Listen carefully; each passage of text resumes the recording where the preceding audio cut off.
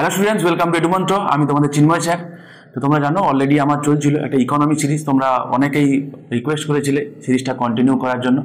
আমি তোমাদের বলেছিলাম যে মেন্সটা হয়ে যাক, কারণ মেন্সের আগে তোমাদের আমি বেশ কিছু করাচ্ছিলাম, ক্লাস নিচ্ছিলাম তোমাদের। তো মেন্সটাও তোমাদের হয়ে গেছে। তো চলো, সামনে WBCS এর প্রিলিমিনারি আছে 2025 সাল থেকে। তোমরা জানো যে WBCS এর যে মেন্স সেটা ডেসক্রিপটিভ প্যাটার্নে হবে। তো অ্যাজ এ হোল আমরা সেরকম করে পড়াশুনো করব যাতে আমার 2024 এবং 25-এর যে নতুন যে ফরম্যাট হবে তাতে যেন আমার কোনো রকম কোনো অসুবিধা না হয়। ঠিক আছে? তো তোমরা জানো যে NCERT-র উপর ভিত্তি করে আমি তোমাদের এই লেকচারগুলো নিচ্ছিলাম মূলত। তো সমস্ত পরীক্ষার জন্য ইম্পর্টেন্ট, স্পেসিফিক্যালি এই কোর্সটা আমি ডিজাইনই করেছি সিভিল সার্ভিসের জন্য। যারা UPSC বা WBC জাতীয় পরীক্ষা দিচ্ছ তাদের জন্য তো অবশ্যই এই কোর্সটা খুব ইম্পর্টেন্ট। প্যারালালি অন্যান্য যে সমস্ত ছোট ছোট পরীক্ষাও তোমরা যারা দাও, যেখানে ইন্ডিয়ান ইকোনমি থেকে কোশ্চেন্স আসে, সেখানেও কিন্তু তোমাদের এই কোর্সটা কাজে লাগবে। ঠিক আছে? একদম বেসিক থেকে আমি শুরু করেছি, একদম আপ টু হাই পর্যন্ত আমরা যাব। Easy to understand. আমি চেষ্টা করবো তোমাদেরকে প্রত্যেকটা ওয়ার্ড যাতে ডিটেলসে বলে দেওয়া যায়, বুঝিয়ে দেওয়া যায়। ঠিক আছে? আচ্ছা, চ্যাপ্টার ওয়াইজ MCQ তোমাদের আমি করাবো। আগের দিন তোমাদের করিয়েছিলাম টাইপস অফ ইকোনমি, তোমাদের মনে আছে, শেষ হলো, এবং সেখানে MCQ আমি তোমাদের করিয়েছিলাম, রাইট? আচ্ছা, তোমার যদি কারো কোনো এক্সট্রা কোয়ারি থেকে থাকে তোমরা চাইলে এই নম্বরে যোগাযোগ করতে পারো।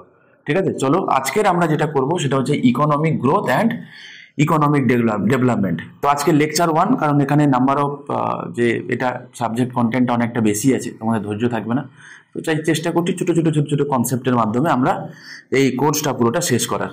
ঠিক আছে? তো আজকের আমরা কি কি জানবো? আজকে আমরা জানবো ইকোনমিক গ্রোথ কাকে বলে, ইকোনমিক ডেভেলপমেন্ট কাকে বলে, ব্যালেন্স গ্রোথ কি, আনব্যালেন্স গ্রোথ কি, ঠিক আছে, ফ্যাক্টরস এফেক্টিং ইকোনমিক ডেভেলপমেন্ট। তো এই সমস্ত কিছু জিনিসগুলো আমরা পড়বো। আর একবার তোমাদেরকে স্মরণ করিয়ে দিই যে এখান থেকে নাম্বার অফ কোশ্চেন যেগুলো আছে সেগুলো খুবই অল্প আসে, কম থাকে, কিন্তু এই কনসেপ্টগুলো যদি আমাদের জানা থাকে, ক্লিয়ার থাকে, তাহলে আমরা রিলেটেড কিন্তু একাধিক সাবজেক্ট ম্যাটার কিন্তু আমরা সলভ করতে পারবো। ঠিক আছে? তো যেই কারণে শুধুমাত্র আগেও তোমাদেরকে বলেছি যে ইকোনমি যে স্ট্র্যাটেজিটা সেটা কিন্তু আলাদা। ইকোনমির পার্টিকুলার কোনো চ্যাপ্টার মানে ওই রিলেটেড, বাকিদের সঙ্গে রিলেটেড নয়, এমনটা কিন্তু নয়। এখানে প্রত্যেকটা চ্যাপ্টারের সঙ্গে প্রত্যেকটা চ্যাপ্টারে কিন্তু খুব সুন্দর একটা মেলবন্ধন আছে, তাই না? তাই কোনো একটা চ্যাপ্টার থেকে হতে পারে নাম্বার অফ কোশ্চেন্স কম আসে, কিন্তু অন্য একটা কোনো কনসেপ্ট বুঝতে গেলে এই ছোট ছোট জিনিসগুলোর তোমার ক্লিয়ার কাট নলেজ থাকা প্রয়োজন। ঠিক আছে?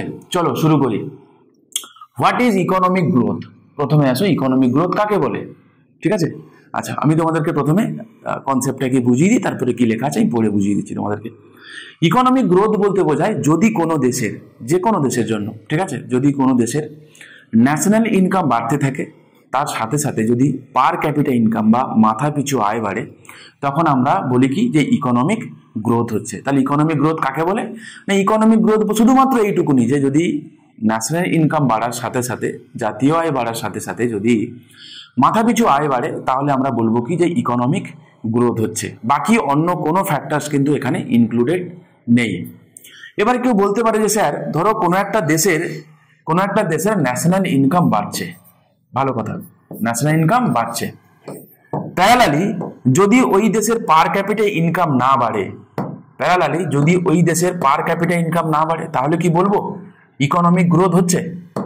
মানে কিরকম করে সম্ভব হবে? আমি কি বললাম যে ন্যাশনাল ইনকাম বাড়ছে, পার ক্যাপিটা ইনকামকেও বাড়তে হবে। বলেছিলাম যে ন্যাশনাল ইনকাম বাড়ার সাথে সাথে যদি পার ক্যাপিটা ইনকাম বাড়ে, তাহলে ধরে নেবো যে ইকোনমিক গ্রোথ হচ্ছে। জাস্ট এইটুকুনি, ইটস মোর দ্যান এনাফ, যথেষ্ট। আমার কথা হচ্ছে তোমাদেরকে অ্যাপ্লাইড বেস জিনিসগুলো জিজ্ঞাসা করা হবে। আগে কনসেপ্ট বুঝি, তারপরে আমি বলে দিচ্ছি কি কোশ্চেন আসবে না আসবে। যে কোনো একটা দেশের ন্যাশনাল ইনকাম বাড়ছে কিন্তু পার ক্যাপিটা ইনকাম বাড়ছে না, তাহলে কি আমরা বলতে পারি ইকোনমিক গ্রোথ হচ্ছে? এবারে এই জাতীয় যে ডাইমেনশনগুলোর কথা আমি বলছি, এই রিলেটেড অর্থনীতিবিদ যারা আছে তাদের মধ্যে একাধিক থিসিস আছে, নিজেদের মধ্যে অনেক মতভেদ আছে। কেউ বলছে যে না, এইরকম কন্ডিশনটাকে আমরা ইকোনমিক গ্রোথ হিসেবে কনসিডার করব না। কারো মাথায় চলতে পারে যে স্যার ন্যাশনাল ইনকাম বাড়ছে অথচ পার ক্যাপিটা ইনকাম বাড়ছে না, এটা কি করে সম্ভব? তাহলে আমি তোমাদেরকে একটু বলে দিই, পার ক্যাপিটা ইনকাম মানে মাথা পিছু আয়, এটা একটা অ্যাভারেজ গড়কে ইন্ডিকেট করে। অ্যাভারেজ মানে কি? মানে টোটাল যা আমার ইনকাম বা ন্যাশনাল ইনকামকে যদি আমি টোটাল পপুলেশন দিয়ে ভাগ করি, তাহলে আমি কি পাবো না পার ক্যাপিটা ইনকাম পাবো। সিম্পল জিনিস। এবার একটা কথা বলো, কি বললাম যে ন্যাশনাল ইনকাম বাড়ছে কিন্তু পার ক্যাপিটা ইনকাম বাড়ছে না, তাহলে এইরকম কন্ডিশন মানে কিরকম কন্ডিশন? তাহলে স্বাভাবিক আমরা দেখে বুঝতে পারছি যে ন্যাশনাল ইনকাম বাড়ছে ঠিক কথা, তার সাথে সাথে টোটাল পপুলেশনের গ্রোথও কিন্তু কি হচ্ছে না, অনেক বেশি হারে বাড়ছে। তাহলে এইরকম কন্ডিশন তখনই সম্ভব যখন যে রেটে ন্যাশনাল ইনকাম বাড়ছে তার থেকে যদি বেশি হারে পপুলেশন বাড়ে, তাহলে এরকম কন্ডিশনে ন্যাশনাল ইনকাম বাড়া সত্ত্বেও পার ক্যাপিটা ইনকাম কি হয়ে যায় না, পার ক্যাপিটা ইনকাম আমার কমে যায়। তাহলে এইটাকে কি তাহলে আমরা ইকোনমিক গ্রোথ বলবো? আবারও বলে দিই যে না, এই রকম কন্ডিশনটাকে আমরা ইকোনমিক গ্রোথ বলবো না।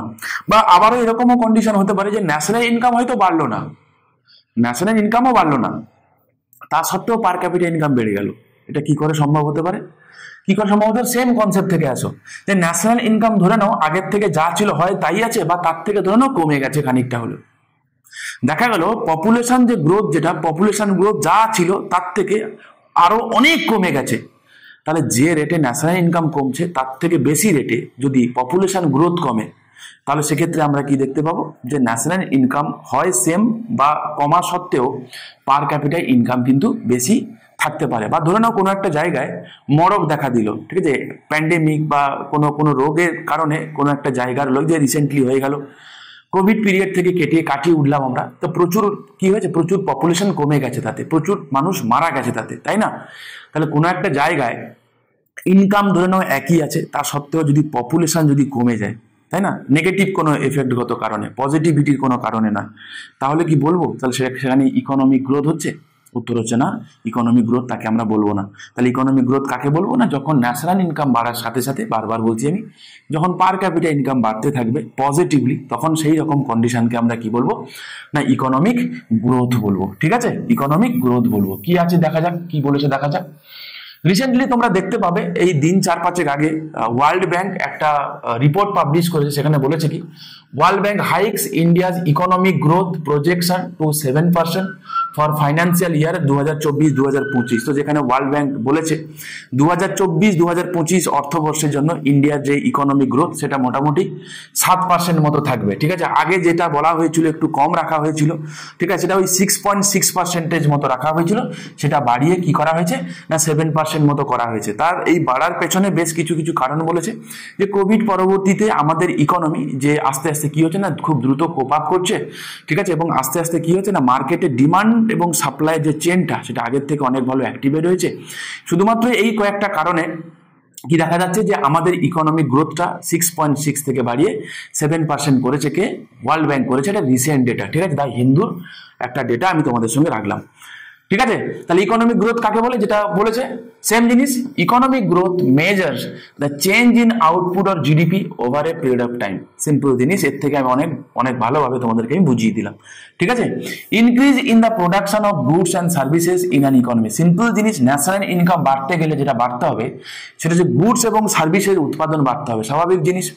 ন্যাশনাল ইনকাম কাকে বলে? যে কোনো একটা দেশে কোনো একটা নির্দিষ্ট সময়ে, যেই বা কোনো একটা নির্দিষ্ট বছরে, জেনারেলি বছরেই হয়, যেই পরিমাণ গুডস অ্যান্ড সার্ভিসেস যা নেশন প্রডিউস করে তার যা মানি ভ্যালু, তাকে আমরা কি বলি না ন্যাশনাল ইনকাম বলি। এর আবার অনেক ভাগ আছে, জিডিপি আছে, জিএনপি আছে, এনএনপি আছে। আমরা যখন ন্যাশনাল ইনকাম পড়বো তখন আমরা এদের ডিটেলসগুলো জানবো। ঠিক আছে, কারণ এগুলো পরিমাপ করার আবার একাধিক মেথড আছে, ঠিক আছে, একাধিক পরিমাপ আছে, এক রকম টার্মে আমরা তাদেরকে ডাকি। যখন ন্যাশনাল ইনকাম পড়বো আমি তোমাদেরকে এগুলো বুঝিয়ে দেবো। ঠিক আছে, তো সিম্পল জিনিস। নেক্সট কি বলছে? Economic growth rate. আচ্ছা, রেট মানে কিন্তু হার মানে পার্সেন্টেজ, তাই না? হার মানে পার্সেন্টেজ। ধরে নাও আগের বছর ইনকাম ছিল 30 টাকা, এই বছর ইনকাম বেড়ে হয়েছে 34 টাকা, তাহলে কত পার্সেন্টেজ ইনকাম বেড়েছে? এই তো জিজ্ঞাসা করে, তাই না? সিম্পল অঙ্ক জিনিস, সিম্পল অঙ্ক করবো আমরা। তো কি করে বুঝবো? 4 টাকা বেড়েছে, কার উপর বেড়েছে? 30 টাকার উপর ইন্টু 100। ঠিক আছে, তো কাটো।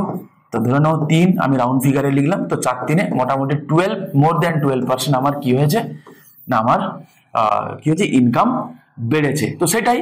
তাহলে যদি ওই ইকোনমিক গ্রোথ রেট বলি তাহলে কি না, real GDP in current year. ঠিক আছে, কারেন্ট ইয়ার, এই যে কারেন্ট ইয়ারের। ঠিক আছে, এবারে এই চারটা আমি কোথা থেকে পেয়েছিলাম? এই বছরের ইনকাম এবং আগের বছরের ইনকামের ডিফারেন্স। এবার কি বলছে?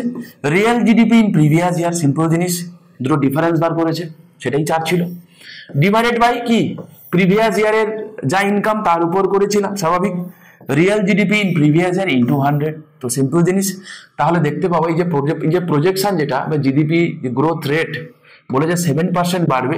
কার সাপেক্ষে বাড়বে না, 2023-2024 অর্থবর্ষের সাপেক্ষে।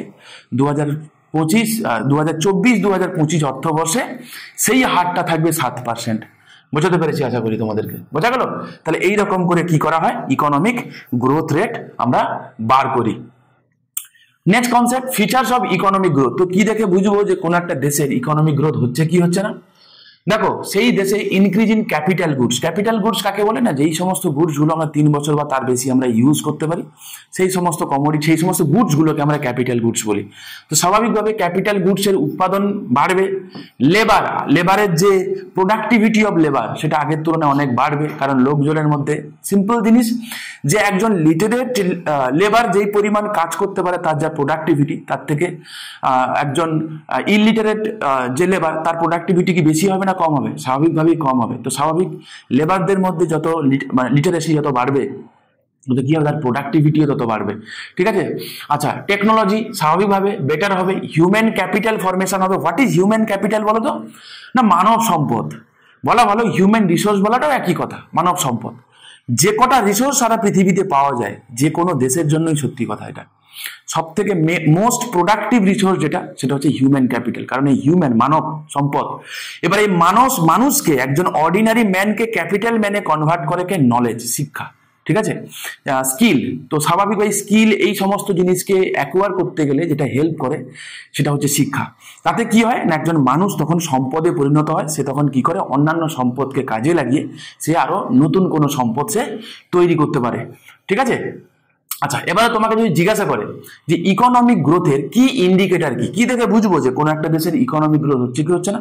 একাধিক ফ্যাক্টরস থাকতে পারে, তার মধ্যে কি ইন্ডিকেটর যেটা, সেটা হচ্ছে পার ক্যাপিটা ইনকাম বা হচ্ছে মাথা পিছু আয়। আমি অলরেডি তোমাদেরকে কিন্তু বারবার করে বলেছি, ঠিক আছে, অলরেডি বলেছি, প্রত্যেকটা কথা তোমরা মন দিয়ে শুনবে। আমি প্রমিস করলাম ইকোনমিতে তোমাদের অন্তত পক্ষে জড়তা থাকবে না, কেটে যাবে। ঠিক আছে, যারা সিরিয়াস তারা অবশ্যই শুনবে।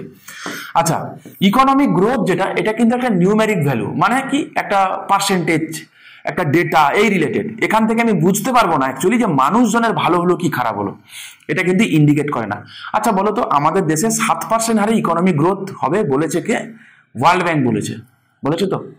এবার এখান থেকে কি আমি বুঝতে পারি আনএমপ্লয়মেন্ট কমবে কি কমবে না? বলতে পারবো কি? পারবো না। স্ট্যান্ডার্ড অফ লাইফ কি বেড়ে যাবে? বলতে পারবো না। এডুকেশনের হার কি লোকজনের বেড়ে যাবে? বলতে পারবো না। স্যানিটারি, স্বাস্থ্য, মানে health, infrastructure, each and everything বাড়বে? তো আমি বলতে পারবো না। ঠিক আছে, তাহলে কি এগুলো শুধুমাত্র একটা নিউমেরিক ভ্যালু, নাথিং এলস, আর কিচ্ছু না। Okay, economic growth only signifies the quantitative changes. স্বাভাবিক জিনিস যে গুণগত, তাই না, পরিমাণগত কি চেঞ্জ হয়েছে, আগের বছর যা ছিল আজকে তার কি চেঞ্জ হয়েছে, এইটুকুনি শুধুমাত্র চেঞ্জেসটুকু বোঝায়। ঠিক আছে, এখানে কিন্তু গুণমান, ওকে, কোয়ালিটির কোনো চেঞ্জেস কথা কিন্তু ইকোনমিক গ্রোথ থেকে আমরা বুঝতে পারবো না। ঠিক আছে, এটা সব থেকে বড় নেগেটিভ দিক যেটা। Economic growth can be measured in the short term and for a certain period. তো স্বাভাবিক জিনিস, কোনো একটা দেশের ইকোনমিক গ্রোথ যেটা শর্ট টার্ম, সাধারণত একটা নির্দিষ্ট পার্টিকুলার ইয়ারের জন্য এটা পরিমাপ করা হয়। ঠিক আছে, তাহলে ইকোনমিক গ্রোথ কি না, এটা মেজারেবল। ইকোনমিক গ্রোথ কিন্তু মেজারেবল। ঠিক আছে, নাম্বার 1। নাম্বার 2 কি, এর কি ইন্ডিকেটর হচ্ছে পার ক্যাপিটা ইনকাম। নাম্বার 3 কি বলেছে না, এগুলো শুধুমাত্র নিউমেরিক ভ্যালু আছে, আর কিচ্ছু না, নাথিং এলস। আর কি না, এগুলো শর্ট পিরিয়ডের জন্য মেজার করা হয়। ঠিক আছে, তাহলে এই সিম্পল জিনিসগুলো আমরা মাথায় রাখবো।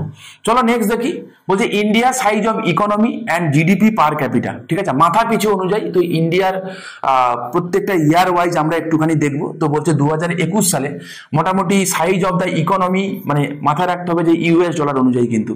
ঠিক আছে, আর এটা হচ্ছে বিলিয়নে কতটা দাঁড়াবে, আর এদিকে GDP per capital at current প্রাইসে কি দাঁড়াবে। আচ্ছা, what is current price, what is constant price, এর কনসেপ্ট তোমাদের হয়তো নেই। আমি তোমাদের যখন ন্যাশনাল ইনকাম পড়াবো তখন আমি তোমাদেরকে বুঝিয়ে দেবো। আপাতত একটু শুনে রাখো, ছোট্ট করে তোমাদেরকে বলে রাখি। কারেন্ট প্রাইস বলতে বোঝায় যেখানে যে প্রাইসটা থাকে, যেখানে ইনফ্লেশনটা ইনক্লুড হয়ে থাকে যে প্রাইসের মধ্যে, তাকে আমরা বলবো কারেন্ট প্রাইস। কনস্ট্যান্ট প্রাইস তাকেই আমরা বলবো সাধারণত বেস ইয়ারের হিসাবে ধরা হয়, যেখানে এই ইনফ্লেশন, মুদ্রাস্ফীতিটাকে কনসিডার করা হয় না। হয়তো অনেকে বুঝতে পারলে না। ঠিক আছে, আজকের মতো তোমরা আপাতত বোঝো, যখন আমি ন্যাশনাল ইনকাম আসবে বাই ডিফল্ট তোমাদেরকে আমি এমনিই পড়িয়ে দেবো, চিন্তা করার কোনো কারণ নেই। ঠিক আছে, আচ্ছা, তো 2024 সালে তো বলেছে কি যে আমাদের সাইজ অফ দ্য ইকোনমি বলে 4062 বিলিয়ন US ডলার হবে। ঠিক আছে, এবং আমাদের পার ক্যাপিটা বলেছে কত, 2802 US ডলার। ঠিক আছে, পার ক্যাপিটা ইনকাম, সেটা 2028 সালে গিয়ে দাঁড়াবে বলেছে কি 5575 বিলিয়ন US ডলার হবে। তাই বলা হয় যে 2027 দেখো বলেছে যে $5,000 কাছাকাছি বা $5,000 বিলিয়ন কাছাকাছি আমাদের ইকোনমি সাইজ হবে, এবং আস্তে আস্তে 2028 সালে গিয়ে আমাদের কি হবে, পার ক্যাপিটা ইনকাম বেড়ে হবে 3,720।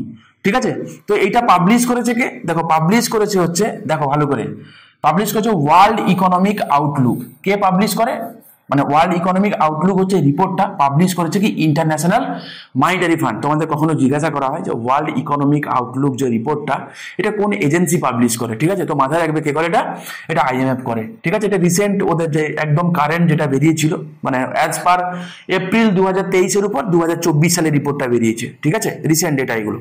চলো নেক্সট দেখি কি বলেছে।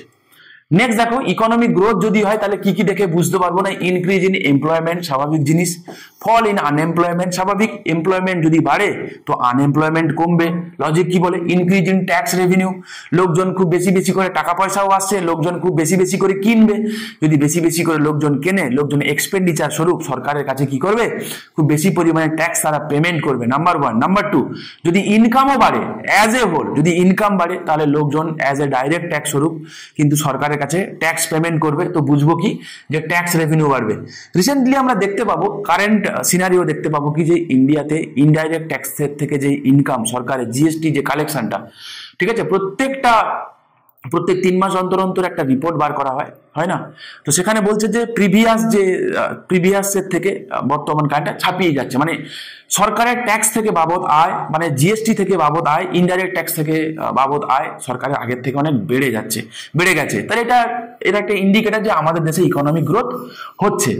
আর কি, increase in spending on public services, লোকজন খুব বেশি বেশি করে পাবলিক সার্ভিস যেগুলো হয় সেগুলো তারা পারচেজ করবে, তার জন্য তারা কি করে পেমেন্টও করবে, স্বাভাবিক দিন। তুমি দেখো যে কোনো এনি কাইন্ডস অফ পাবলিক সার্ভিসের কথা তুমি বলো, সার্ভিসের কথা আজকে বাড়িতে বসে আমরা হোম ডেলিভারি নিই, কুচবি আমরা অর্ডার দিয়ে দিই, সেগুলো বাড়ি থেকে আমরা সেগুলো অ্যাভেল করতে পারি, তাই না। সার্ভিস শুধুমাত্র তাই নয়, ট্যুরিজম, ট্রান্সপোর্ট, এভরিথিং আগের থেকে অনেক বেটার হয়ে গেছে, তাই না। তো লোকজন এই জাতীয় জিনিসপত্রগুলো লোকজন পারচেজ করবে, কিনবে, তো এইদিকে বুঝতে পারবো কি ইকোনমিক গ্রোথ হচ্ছে। ইনক্রিজ কনজামশন, তো স্বাভাবিক, তাই না, ভোগ ব্যয়ের পরিমাণ বাড়বে, ভোগের পরিমাণ বাড়বে, স্বাভাবিক জিনিস। আর কি বলছে, এনকারেজেস ইনভেস্টমেন্ট। আচ্ছা বলো তো, ক্যাপিটাল ফরমেশন যদি হতে হয় তো স্বাভাবিকভাবে কি হবে না, ইনভেস্টমেন্ট বাড়াতে হবে। কি করে ইনভেস্টমেন্ট বাড়বে না, বাই ডিফল্ট যদি দেখো, একটা কথা দেখো সিম্পল, এত কিছু বেশি মাথা খাটানোর দরকার নেই। তুমি প্রথমে যাও এমপ্লয়মেন্ট জেনারেশন কিভাবে বাড়বে, যদি কোনো একটা জায়গায় ইনভেস্টমেন্ট হয়, তাই না, নতুন কোনো এন্টিটিস তৈরি হবে, তবেই না সেখানে এমপ্লয়মেন্ট হবে, তবে না এমপ্লয়মেন্ট জেনারেশন হবে। তো স্বাভাবিক জিনিস এইগুলো কি করে না, ইকোনমিক গ্রোথকে হেল্প করে। স্পেসিফিক্যালি বলতে গেলে যে এই ইনভেস্টমেন্ট কিভাবে হয়, কারণ আমরা যা আয় করি তার একটা ভাগ আমরা এক্সপেন্ডিচার করি, যাকে বলা হয় কনজামশন এক্সপেন্ডিচার, আর একটা ভাগ আমরা কি করি, সেভিংস করি।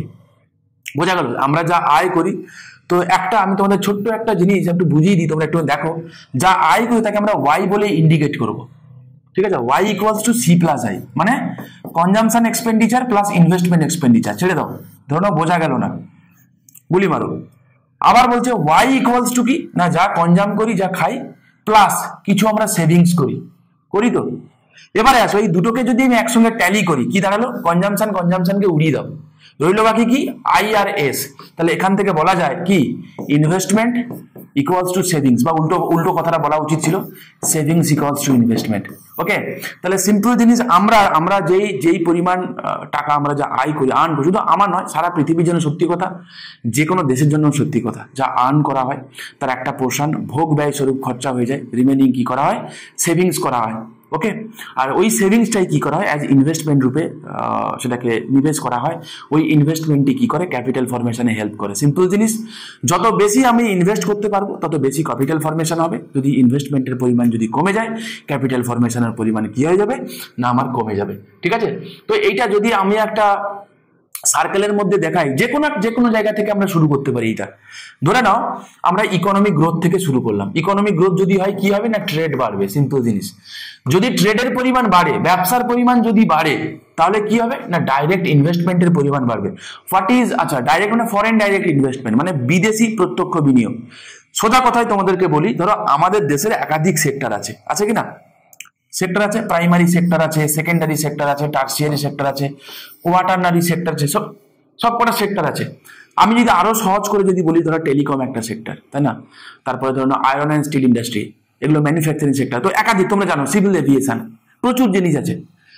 তো এই সেক্টরগুলোতে যখন বিদেশ থেকে যখন ইনভেস্টমেন্ট আসবে, তো সেটাকে আমরা কি বলছি? আমরা এফডিআই, ফরেন ডাইরেক্ট ইনভেস্টমেন্ট। ছোট্ট করে বলি, পরে আমরা বিওপি চ্যাপ্টারে এদের ডিটেলস পড়বো, চাপ নেই, ঠিক আছে? ডিটেলসটাই পড়বো তখন। তাহলে কি হবে? স্বাভাবিক জিনিস, যদি ট্রেড বাড়ে তাতে কি হবে না, এফডিআই, ফরেন ডাইরেক্ট ইনভেস্টমেন্ট বাড়বে। কারণ কি না, ট্রেড যত বাড়বে, ট্রেড বাড়ছে মানে কি, প্রফিট বাড়ছে। সিম্পল জিনিস, সারা পৃথিবীর যে কোনো জায়গায় যদি প্রফিটের পরিমাণ বেশি হয়, ক্যাপিটালিস্টিক ইকোনমি এটা বলে। আমি তোমাদেরকে আগের চ্যাপ্টারে পড়িয়েছিলাম, যারা দেখোনি একটুখানি দেখে নিও, তোমাদের কাজেই লাগবে। ক্যাপিটালিস্টিক এটা বলে, ক্যাপিটালিস্টিক ইকোনমি এটা বলে, কি বলে, যে প্রফিট মোটিভ, প্রফিট ম্যাক্সিমাইজেশন। সারা পৃথিবীর যে প্রান্তেই প্রফিট বেশি হবে, প্রফিট ম্যাক্সিমাইজেশন হবে। সিম্পল জিনিস, কি হবে, ট্রেড যদি বাড়ে, প্রফিট যদি বাড়ে, লোকজন সেই জায়গায় কি করবে, নিবেশ করবে, ইনভেস্টমেন্ট হবে। তো ইনভেস্টমেন্ট যদি হয়, নতুন নতুন এন্টিটি যেগুলো ছোট আছে, যেগুলো আস্তে আস্তে বড় হবে, তাতে কি হবে, প্রচুর পরিমাণে এমপ্লয়মেন্ট জেনারেশন হবে। আমাদের দেশেও কিন্তু তাই হয়েছে, তাই হচ্ছেও। বড় বড় আইটি হাব হয়েছে, তাই না? প্রচুর পরিমাণে এফডিআই হওয়ার কারণেই কিন্তু এগুলো সম্ভব হয়েছে। আচ্ছা, এরপরে কি হবে না, ফাইনাল কনজামশন এক্সপেন্ডিচার কি হবে, বাড়বে। ফাইনাল কনজামশন এক্সপেন্ডিচারের পরিমাণ যদি বাড়ে, কনজামশন এক্সপেন্ডিচারের পরিমাণ যদি বাড়ে, তাতে কি হবে না, এক্সপোর্ট এবং ইম্পোর্ট দুটোই বাড়বে। স্বাভাবিক জিনিস। যদি প্রথমে আসে এক্সপোর্টের কথা বলবো, যদি অ্যাজ এ হোল, এইটুকু শুধুমাত্র কোনো দেশের কথা নয়, অ্যাজ এ হোলের কথা বলছি।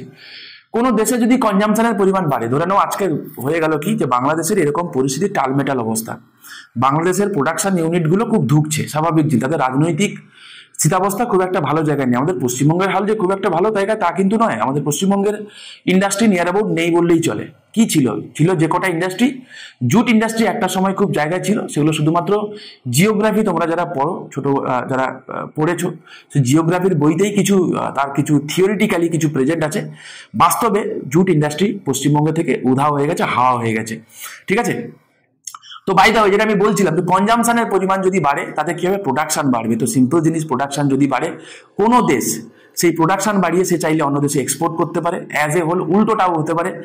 কনজামশন এক্সপেন্ডিচারের পরিমাণ যদি বাড়ে, লোকজন যদি কনজামশনের পরিমাণ যদি বাড়ে, তাহলে আমরা যদি ইন্ডিজিনাসলি যদি সেই দেশ উৎপাদন করতে না পারে, সে অন্য জায়গা থেকে ইম্পোর্ট করবে। তাহলে জেনারেলি যেটা হয় কি, যে কনজামশনের পরিমাণ যদি বাড়ে, তো আইদার ইম্পোর্ট আর এক্সপোর্ট কোনো একটা তো সেটা বাড়বে, ঠিক আছে?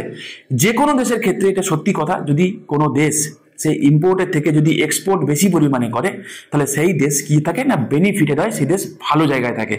কারণ এক্ষেত্রে যদি ইম্পোর্ট করা হয়, তাহলে টাকাটা দেশ থেকে বেরিয়ে যায়, টাকাটা দেশ থেকে বেরিয়ে যায়। এটাকে আমরা বলি লিকেজ বলি। কি বলা হয়, লিকেজ। ধরে নাও একটা কিছু একটা টায়ার আছে, ধরে নাও তার ভিতরে একটা হাওয়া দেওয়া আছে, তাকে আমি ফুটো করে দিই, কি যাবে, হাওয়া বেরিয়ে যাবে। সিম্পল জিনিস, ঠিক আছে? তেমনি আমাদের যে দেশের যে এত বড় ইকোনমি আছে না, তো এগুলো কি করে না, ইকোনমি থেকে মানিকে ড্রেন করে, টাকাকে বাইরে বের করে দেয়। তো যদি আমরা প্রচুর পরিমাণে ইম্পোর্ট করি, তাহলে কি হয়ে যাবে, টাকাটা ওদের দেশে চলে যাবে। সিম্পল জিনিস, ঠিক আছে? আর যদি আমরা প্রচুর পরিমাণে এক্সপোর্ট করি, তাহলে টাকাটা আমাদের দিকে আসবে। তো যেটা একটা দেশের অর্থনীতির জন্য স্বাভাবিকভাবে খুবই ভালো জিনিস, ঠিক আছে? তো এই হচ্ছে পুরো সার্কেলটা। এইভাবে কি হয়, সার্কেলটা চলতে থাকে। নেক্সট আমরা কনসেপ্ট পড়বো, খুব একটা আগুন কনসেপ্ট পড়বো, সেটা হচ্ছে গ্রোথ যে হবে কিভাবে হবে, ঠিক আছে? চলো তার আগে ছোট্ট একটা গল্প বলি, ঠিক আছে? আমি তোমাদেরকে বলেছি যে আমি সাইকেলে যেতে খুব প্রেফার করি, আস্তে ধীরে যাব, ডিটেলসে ভালো করে পড়ে যাব, ওকে?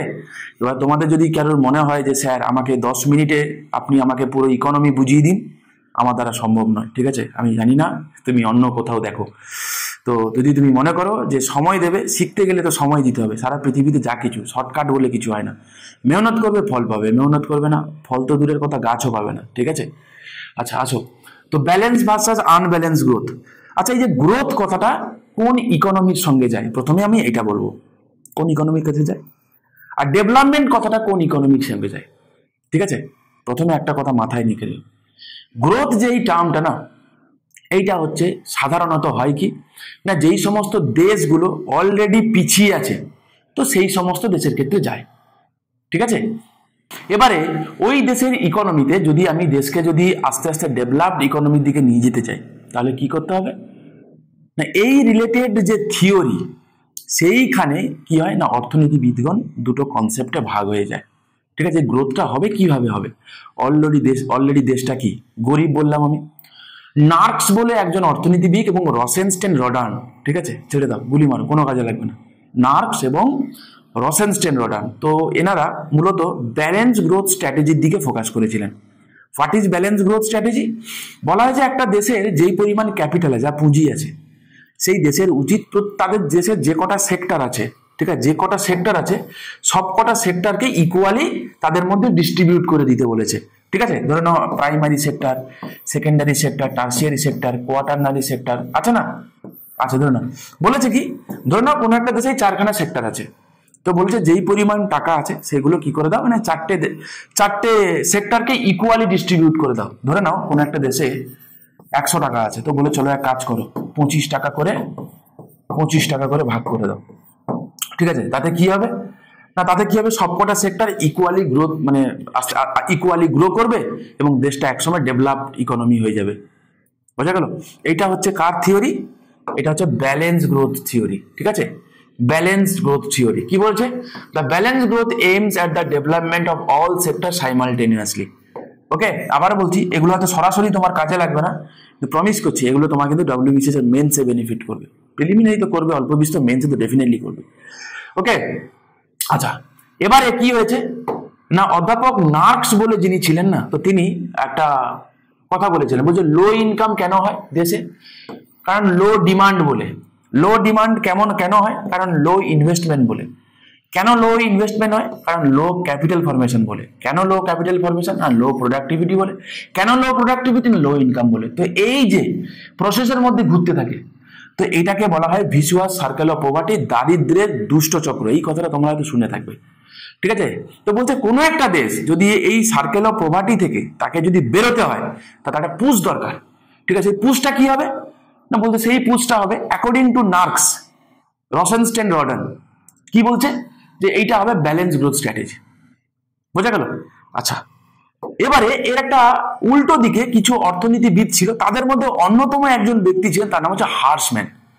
ঠিক আছে, গুলি মারো, নাম মনে রাখা দরকার নেই, আমার মনে আছে বলে তোমাদের সঙ্গে বলছি, তোমাদের মনে না থাকলে মনে রাখা দরকার নেই, কনসেপ্টটা ইম্পর্টেন্ট। ঠিক আছে, হার্শম্যান কি বলছে?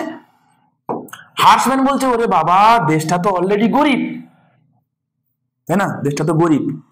কেন গরিব? দেশটার মধ্যে ইনকাম কম, ক্যাপিটাল ফরমেশন কম, ইনভেস্টমেন্ট কম, তাহলে সবই তো কম কম, বলেই না সে পিছিয়ে আছে। বলছে হ্যাঁ ঠিক কথা। তাহলে যদি কোনো একটা দেশ যদি অলরেডি পিছিয়ে থাকে, তাহলে সে সবকটা সেক্টর কি ইকুয়ালি ইম্পর্টেন্স দেওয়ার মতো ক্যাপিটাল কি তার কাছে থাকা সম্ভব? নেই তো, সে পারবেও না, চাইলেও দিতে পারবে না। কেন দিতে পারবে না? হার্শম্যান তখন বলে যে কটা সেক্টর আছে, ধরো না ABCD, হার্শম্যান বলছে কি, এর মধ্যে কোনো না কোনো একটা সেক্টর তো আছে, যে সেক্টরটায় ওই দেশটা অলরেডি কিছুটা হলেও প্রিভিলেজ জায়গায় আছে, ভালো জায়গায় আছে। সারা পৃথিবীর যে কোনো দেশের জন্য সত্যি কথা, কোনো না কোনো তো সেক্টর থাকবে যে সেক্টরটা বাকি সেক্টর থেকে সব এগিয়ে আছে। তো বলছে হ্যাঁ, তাহলে স্বাভাবিক, খুব ন্যাচারাল, তুমি নিজেও ভেবে দেখো না, খুবই ন্যাচারাল, খুব স্বাভাবিক জিনিস।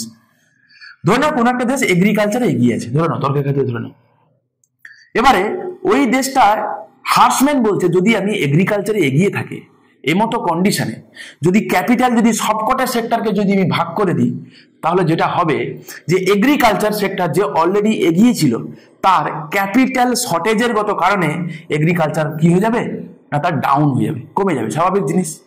কারণ তার কাছে সাফিসিয়েন্ট অ্যামাউন্ট থাকবে না, যেহেতু ওই তার যে এক্সেস, মানে বাকি অ্যামাউন্টটা যতটুকু তার লাগতো সেটা অন্য খাতে, তার মানে অন্য সেক্টরে ভাগ করে দিয়েছে। ধরে নাও এগ্রিকালচারকে বুস্ট করতে গেলে তার লাগতো 80 টাকা, কিন্তু আছে তার 100 টাকা, তার মধ্যে 25 টাকা এগ্রিকালচারকে দিয়ে, তুমি বলো তো কি হবে? লাভ হবে? কিছু হবে না। তো বলে যেই দেশটা অলরেডি কিছু করতে পারতো, সে ল্যাক অফ রিসোর্সে, ল্যাক অফ ক্যাপিটালে, সে কি হয়ে যাবে, নিচের দিকে নামতে থাকবে। অন্যান্য সেক্টরগুলো যে তার খুব একটা ভালো জায়গায় সে ছিল না, সে ওই পয়সায় ভালো কিছু করতেও পারবে না। তাই অ্যাজ এ হোল এই প্রজেক্টটা যদি ব্যালেন্স গ্রোথে যদি হাঁটা হয়, তাহলে ওই দেশটার উন্নতি হবে না, বরং অবনতি হবে। দিয়ে তিনি একটা থিওরি দেন, বলেন কি, আনব্যালেন্স গ্রোথ স্ট্র্যাটেজি। তিনি বলছেন যে সবকটা সেক্টরকে ইকুয়ালি ইম্পর্টেন্স দেওয়ার কোনো প্রয়োজন নেই।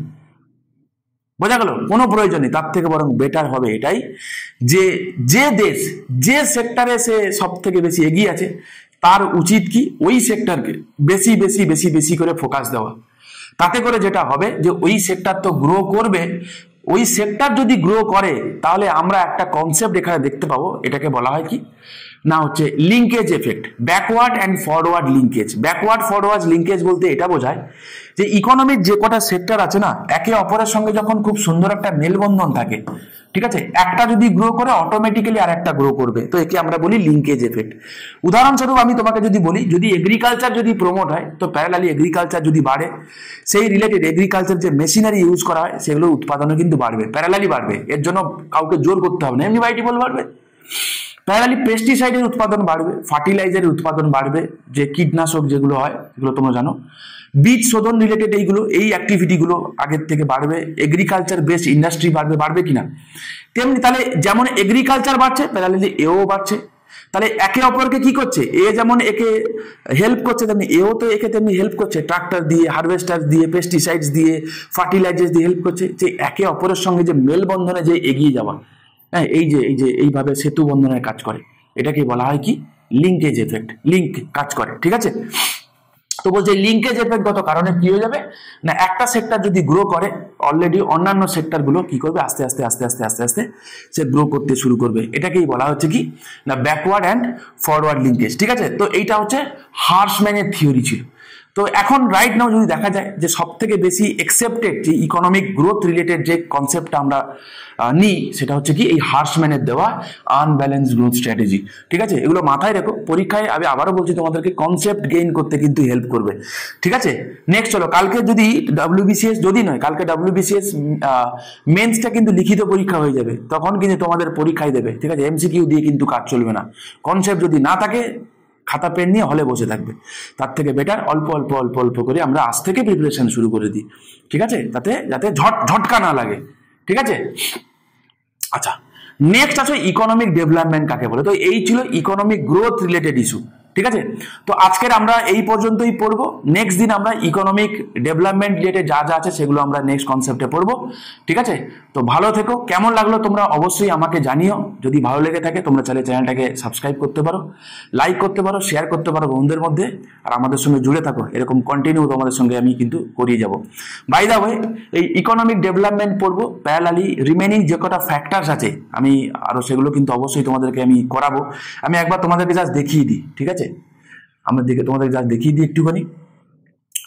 নেক্সট দিন আমরা করবো ইনক্লুসিভ গ্রোথ, করবো features of the inclusive growth, করবো challenges in achieving inclusive growth, sustainable development, objectives of sustainable development, development indices কি কি আছে, যিনি কোএফিসিয়েন্ট কি, ঠিক আছে। প্যারালালি তার সাথে সাথে ডাব্লিউবিসিএস এর প্রিলিমিনারি এবং মেন্সে আজ পর্যন্ত যত এমসিকিউ এসছে এই পার্টিকুলার চ্যাপ্টারে ইনক্লুডিং ইউপিএসসি, ঠিক আছে, আমি তোমাদের সলভ করিয়ে দেবো, ঠিক আছে। তো জুড়ে থাকো, দেখা হচ্ছে নেক্সট ভিডিওতে।